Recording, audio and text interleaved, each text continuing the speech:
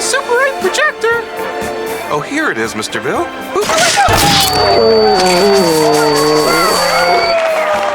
Okay, now I'll plug it in.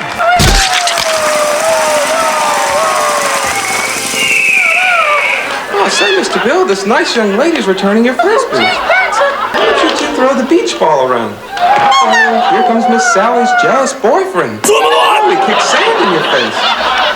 Mr. Bill, what are you doing? Looking for buried treasure? Huh? Say, Mr. Bill, why don't we wash some of that sand off of you, huh? No, but you know I can't swim.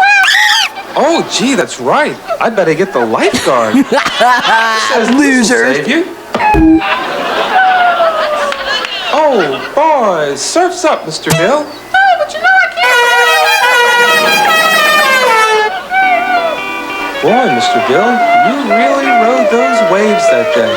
And Miss Sally was so impressed with how brave you were to fight that dangerous shark and make the water safe for